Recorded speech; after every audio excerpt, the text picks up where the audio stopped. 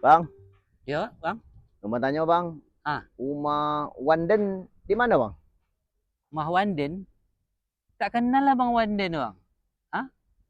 Orang dermawan, Bang. Orang paling kaya sini, Bang. Dicicari orang. Macam abang ni lah.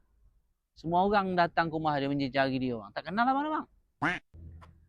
Awak tak kenal lah bang, tapi kalau nama Wanden ni bang, memang tak kenal bang.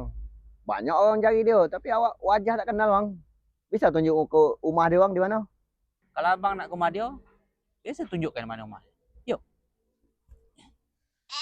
Jadi bang, mungkin ini ada keberuntungan abang, Bang. Bisa langsung jumpa dengan Wanden, Bang. Tak semua orang bisa jumpa dia, Bang. Itulah bang, aku dah lama cari dah bang, tak Betul. jumpa-jumpa bang. Dah 3 bulan aku mencari dah. Jadi mana rumah dia bang? Mana satu rumah dia ni? Ini rumah dia ni. Ini bang? Ah. Jadi ini rumah dia bang? Nah, inilah rumah Wanden. Mak bang, tak pelah rumah besar ni bang. Bukan tak pelah lah. Ini gedung bentuknya bang. Nah, itu bang. Jadi macam mana nak jumpa Wanden ni? Abang nak jumpa Wanden? Ya bang. Kenal kan?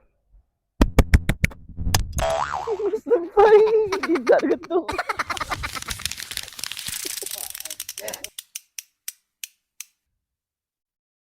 Kenal kan bang? Wanden.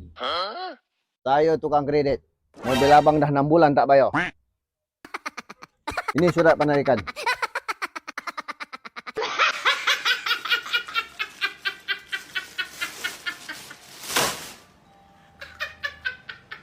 Aduh. Tak bisa ni bang, ni ada tarik lagi Bang, ni. bang, kan bisa ada gunting bang. Tak bisa unding ni bang, dah lewat dah bang. Allah bang, kan bisa kita unding bang. Janganlah main tertarik aja bang. Ya Allah bang, bang. Bang. Dah. Bang, kan bisa diunding. Bang, Tak bisa bisa, dah diunding lewat. bang. Oh bang.